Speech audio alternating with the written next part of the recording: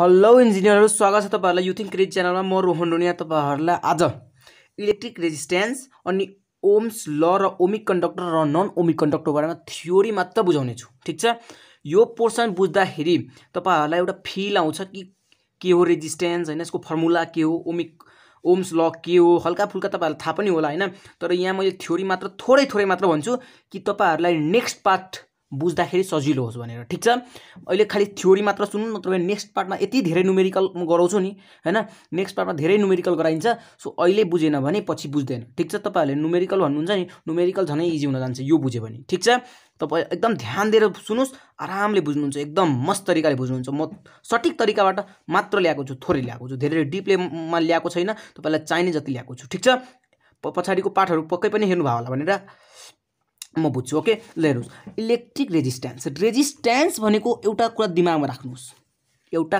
यस्तो प्रपर्टी हो हैन, यस्तो मटेरियल हैन जसले अब्स्ट्रकल गर्छ के फ्लो अफ करेन्टलाई, करेन्टको फ्लोलाई रोक्ने काम गर्छ। के काम गर्छ?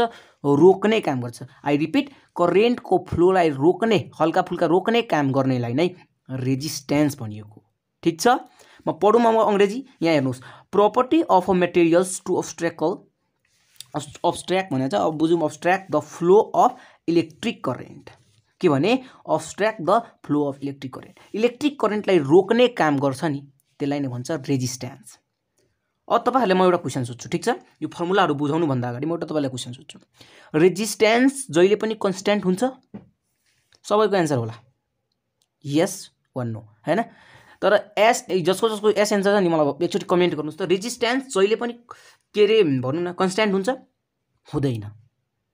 अहिले यस्तो दुनियाँमा यस्तो कन्डक्टरहरु छ, यस्तो डिभाइसहरु छ हैन, जुनमा रेजिस्टेन्स के रे भन्नु न, चेन्ज हुन्छ, रेजिस्टेन्स चेन्ज हुन सक्छ। सो तर अहिले यहाँ चाहिँ हामीले पढ्छौं नि थ्योरीमा, जहाँ चाहिँ रेजिस्टेन्स चेन्ज हुँदैन। ठीक छ, र जहाँ चाहिँ रेजिस्टेन्स कन्स्ट्यान्ट बसेको छ। रेजिस्टेन्स भनेकै कन्स्ट्यान्ट हो के, यति बुझ्नु। यो आर जुन छ नि, त्यही कन्स्ट्यान्ट हो। यो कुरा हामी अहिले बुझ्दैनौं, यहाँ ओम्स ल मैले ल्याएको छु त्यहाँ बुझ्नुहुन्छ। ठीक छ, अहिले खाली यति बुझ्नुस् कि आर को फर्मुला मात्र भनिरहेको छु महामन्त्रको रूपमा। ठीक छ, कुन मन्त्रको रूपमा रे? महामन्त्रको रूपमा। ठीक छ, आर को फर्मुला के हो बुझ्नुभयो? आर को फर्मुला सिधा बुझ्नुस् के V/I। ठीक छ, यो महामन्त्र अहिले बुझिराख्नुस्, सिम्पली दिमागमा राख्नुस्, यसलाई कहीँ टिपे राख्नुस्, आफै बुझ्नुहुन्छ बिस्तारै। पहिला फ्लोमा जानुस्। V भनेको पोटेन्शियल हैन, आई भनेको इलेक्ट्रिक करेन्ट। इफ यो कन्डक्टर छ भने, यो कन्डक्टर छ भने यो पोटेन्शियल छ सपोज हैन, मैले कुनै पोटेन्शियल दिए यहाँबाट हैन, कुनै पोटेन्शियल दिए। ठीक छ, यो करेन्ट छ, यो आई फ्लो भइराछ यो कन्डक्टरमा। ठीक छ, यो भन्न खोजेको जुन पोटेन्शियल दिँदाखेरि हैन, यो पोटेन्शियल डिफरेन्स बाइ आई भन्नेलाई नै रेजिस्टेन्स भनिन्छ। अहिले यति मात्र बुझ्नुस्, यो भन्दा बढी बुझ्नै पर्दैन। ठीक छ, म अहिले पछि बुझाउँछु तपाईहरुलाई। अब यसो हेर्नुस् त, तपाईहरुलाई रेजिस्टेन्सको एसआई युनिट सोधिन्छ एक्जाममा, सोधिन्छ भनेपछि तपाईलाई थाहा छ फर्मुला के हो? VI हो। V भनेको के हो? V भनेको पोटेन्शियल हो, यसको युनिट के हुन्छ? भोल्ट हुन्छ। आई भनेको तपाईहरुलाई सधैँ भएको थाहा हो, 7 फन्डामेन्टल युनिटबाट एउटा त्यो एम्पियर हुन्छ नि, आई को हो त्यो एम्पियर हो। भोल्ट बाइ एम्पियरलाई नै के भन्छ? ओम भन्छ। के भन्छ? ओम्स भन्छ। बुझ्नुभयो? भोल्ट बाइ एम्पियरलाई नै ओम भन्छ। यति कुरा दिमागमा राखिराख्नुस्, धेरैचोटि प्रश्न सोधिहाल्यो भने। ठीक छ, रेजिस्टेन्सको एसआई युनिट के हो? डाइरेक्टली भन्नुपर्दाखेरि हैन ओम हो, तर इनडाइरेक्टली वेमा भोल्टेज पर एम्पियर हो। यसको फर्मुला के हो? Potential by I. ठीक छ, अब यो फर्मुला चाहिँ हामी डेरिभेसन गर्छौं। अब तपाईहरुलाई छल्लङ्गी हुन्छ। अहिले त केही बुझ्नु भएन, मलाई थाहा छ यो फर्मुला घोके जस्तो मात्र भयो फिल हैन। यो मैले रेजिस्टेन्सको मिनिङ मात्र बुझाएको हैन, यो खासै त्यस्तो इम्पोर्टेन्ट टपिक थिएन। अब तलको ओम्स ल छ नि, त्यहाँबाट तपाईले धेरै कुरा बुझ्नुहुन्छ। ओके, यहाँ यो जसले बुझ्दैन नि ओम्स ल, यो त मैले खाली इन्ट्रोडक्सन मात्र दिएको कि तपाईहरुले बिर्सनु भएको छ कि सम्झिनु भएको छ भनेर हैन।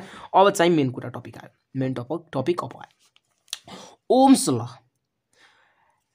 एनी फिजिकल क्वान्टिटी, कुनै पनि फिजिकल क्वान्टिटी लाइक टेम्परेचर भयो, प्रेसर भयो, ह्युमिडिटी भयो हैन, त्यसलाई कन्स्ट्यान्ट पारेर त्यसलाई कन्स्ट्यान्ट राख्नु पर्यो।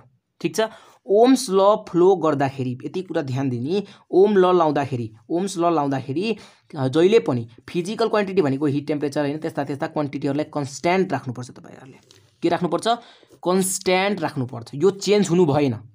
ठिक छ, 20 डिग्री सेल्सियसमा एक्सपेरिमेन्ट भइरहेछ भने हामीले 20 डिग्री सेल्सियसमै हुनु पर्यो, नत्र 20 भन्दा 30 गयो भने त्यो ओम्स ल फ्लो गर्दैन। ठिक छ, गर्दैन। यति मात्र भनेको छ माथिको स्टेटमेन्टले। अब बुझ्नुस्, the potential difference across the end of a conductor is directly के भन्यो, द पोटेन्शियल भनेको भी भयो, the potential difference across the end of the conductor, across the end, यो एउटा कंडक्टर भयो सपोज, यहाँ पोटेन्शियल मैले लाएँ हैन, यो करेन्ट फ्लो भइरहेछ आई। ठिक छ, यो भी भयो, यो के भयो पोटेन्शियल एक्रस द कंडक्टर, मैले कंडक्टरमा एउटा पोटेन्शियल जोड्दै, ब्याट्री जोड्दै, केही जोड्दै। ठिक छ, the potential difference across the end of the conductor is directly proportional के अरे यो भी इज डाइरेक्टली प्रोपोर्सनल के भनेको छ, directly proportional to the current flow.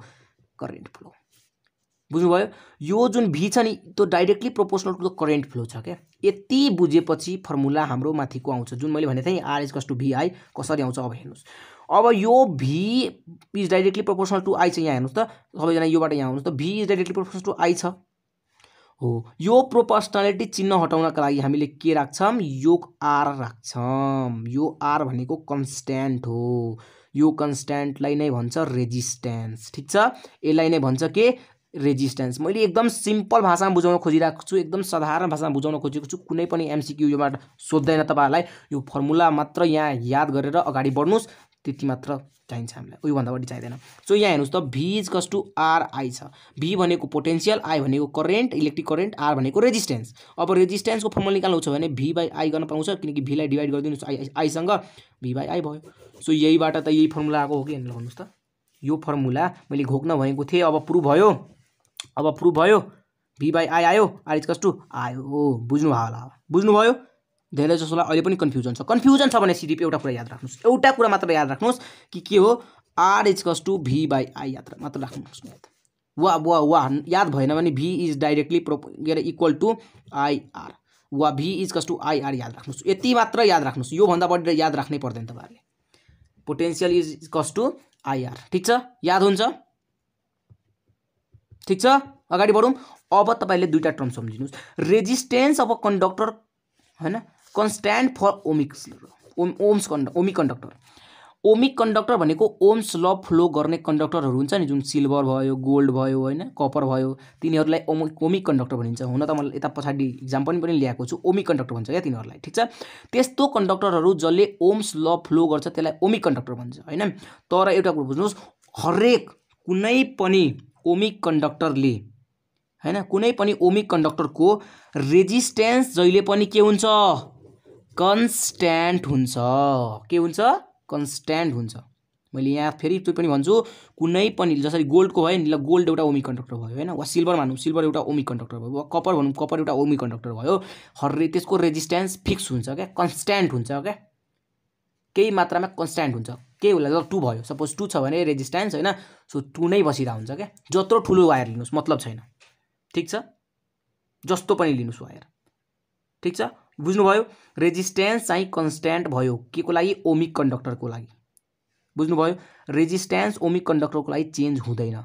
I repeat, यो क्वेसन सोध्न सक्छ तपाईहरुले, क्वेसन सोध्न सक्छ, एमसीक्यूमा दिन सक्छ यो question, does resistance change for ohmic conductor भनेर सोध्न सक्छ है, सोधियो भने हैन। सो यस्तो क्वेसन सोध्यो भने नो इट डजन्ट चेन्ज हैन। यो म तपाईहरुलाई घोकाइदिएको, रेजिस्टेन्स ओमिक कंडक्टरको लागि चेन्ज हुँदैन। यो पनि महामन्त्र हो, दिमागको भित्र फोटोकपी राख्नुस्। यो फोटोकपी हैन, यो वर्डलाई याद गरेर राख्नु, महामन्त्र सम्झेर याद राख्नुस्। ओमिक कंडक्टरको लागि रेजिस्टेन्स कहिले पनि चेन्ज हुँदैन। ठिक छ, अब यहाँ बुझ्नुस्, resistance of conductor depends upon, यो रेजिस्टेन्स जुन छ नि, अब रेजिस्टेन्स के हो कसो हो तपाईहरुलाई रेजिस्टेन्स मैले भनेको बुझाइसकेको छु। रेजिस्टेन्स भनेको अब्स्ट्याकल्स, के हो, फ्लो अफ इलेक्ट्रिक करेन्टलाई रोक्नेलाई नै रेजिस्टेन्स भन्छ क्या। बिर्सिसक्नु भयो तपाईहरुले, रेजिस्टेन्सको मिनिङ बुझ्नु भएन।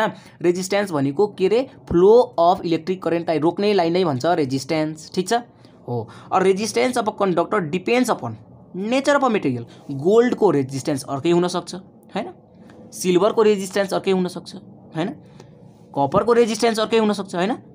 So resistance of a material resistance of the conductor depends upon nature of material और कंडक्टर। ठीक छ, अनि dimension of the conductor also. If conductor मोटो छ भने रेजिस्टेन्स फरक पर्छ। ठीक छ, कम कंडक्टर पातलो छ भने पनि फरक पर्छ। कंडक्टर फ्ल्याट छ भने पनि फरक पर्छ ठीक छ, योमा पनि डिपेन्ड पर्छ। यो जुन छ नि डिडाइमेन्सनवाला कुरा हामी नेक्स्ट पार्टमा एकदम क्लियर रूपमा पढ्छौँ, धेरैभन्दा धेरै न्युमेरिकल गर्छौँ। अब यो तपाईँहरूलाई थाहा भएपछि हामीले न्युमेरिकल गर्न सम्भव छ। अब तपाईँहरूले धेरै कुरा बुझ्नु सक्नुभयो। यहाँबाट यो च्याप्टरबाट दुईवटा कुरा बुझ्नुहोस्। एउटा वाट इज रेजिस्टेन्स, रेजिस्टेन्स भनेको के हो? अबदेखि मलाई एउटा कुरा भन्नुहोस्, रेजिस्टेन्स भनेको के हो? अब्स्ट्याकल्स हो, जसले चाहिँ इलेक्ट्रिक फ्लो अफ करेन्टलाई चाहिँ रोक्ने काम गर्नेलाई नै रेजिस्टेन्स भन्छ ठीक छ। एउटा यो कुरा बुझ्नुहोस्। रेजिस्टेन्सको एसआई युनिट के हो? पहिला रेजिस्टेन्सको फर्मुला के हो? V/I। V भनेको के हो? पोटेन्सियल। I भनेको के हो? I भनेको के हो? Electric current. V को के हुन्छ? V को के हुन्छ? V को भोल्ट हुन्छ। I को के हुन्छ? एम्पियर हुन्छ। Volt per ampere is the SI unit of resistance. अनि यो दुईटालाई एउटै रूपमा लिँदाखेरि के भनिन्छ? ओम, हैन ठीक छ।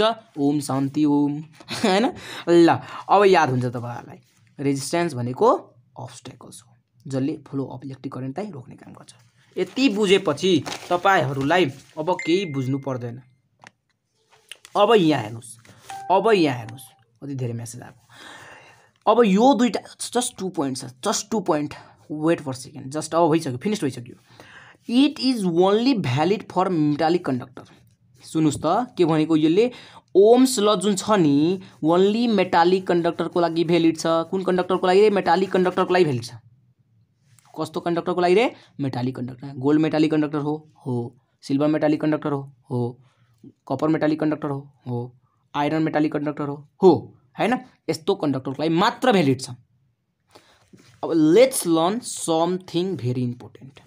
यो कुरा छोड्ने नै हैन, यो दिमागभित्र राखिराख्ने हो।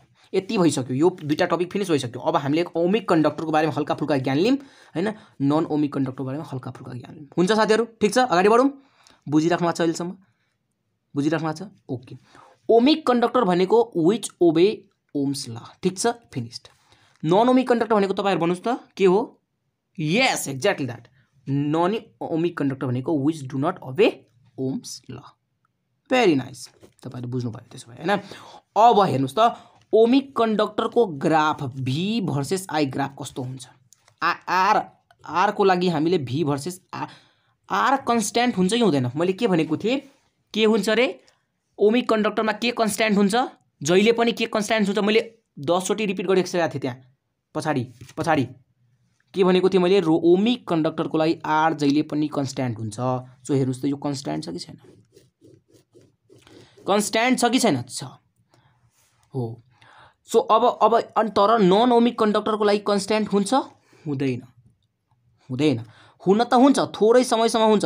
यसले थोरै फ्लो गर्छ, त्यसपछि फेरि फ्लो गर्न छोडिदिन्छ क्या। बुझ्नुभयो?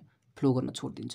तपाईँहरूले डायोडहरूमा हेर्नुभयो होला, यसरी गरेर यसरी गएको हुन्छ नि, डायोडहरूमा भयो, हैन। यसले नन ओमिक कन्डक्टर डायोड हो, हैन।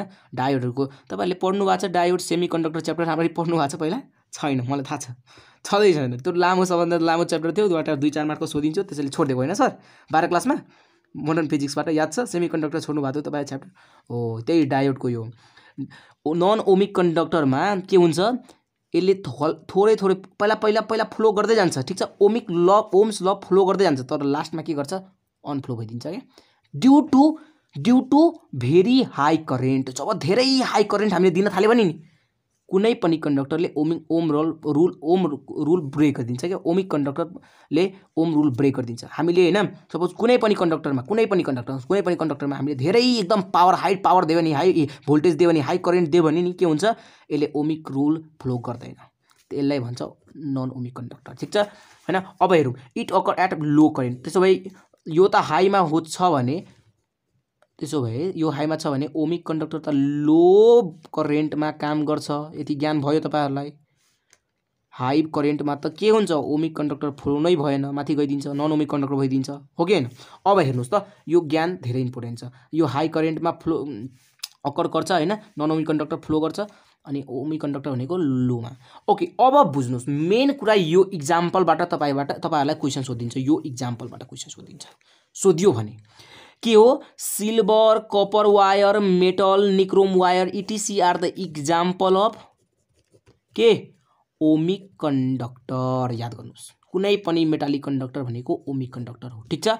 अब हेर्नुहोस्, जुन सेमी कन्डक्टरहरू हुन्छ नि, डायोड, सेमिकन्डक्टर भनेको ट्रान्सफर्मर हुन्छ नि, ट्रान्जिस्टर्स हैन, अरू ल्याम्पको त्यो हुन्छ नि फिलामेन्ट, यस्तो यस्तो खालको फिलामेन्टहरू हुन्छ नि, यो बत्तीको याद छ हो, यिनीहरू चाहिँ हुन्छ नन ओमिक कन्डक्टर। ठिक छ, डायोड भयो। ठिक छ, डायोड भनेको भर्खर मैले एउटा ड्रइङ बनाएको थिएँ नि यस्तो, यो तपाईँहरूले पढ्नै भएको छैन मलाई याद भइसक्यो, थाहा भइसक्यो होइन, यो डायोड हो, यस्तो यस्तो हुन्छ।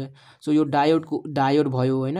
सेमिकन्डक्टर सब तपाईँहरूले हेर्नुभयो होला नि, त्यो टिभी-सिडीको त्यो फुटेफाटेको हुन्छ नि, तपाईँहरू आफ्नो क्यालकुलेटर खोलेर हेर्नुहोस् होइन, त्यो आइयुको क्यालकुलेटर खोलेर हेर्नुहोस्, यसरी यसरी डायोडहरू हुन्छ होइन, के अरे ट्रान्जिस्टरहरू हुन्छ होइन, यस्तो याद छ।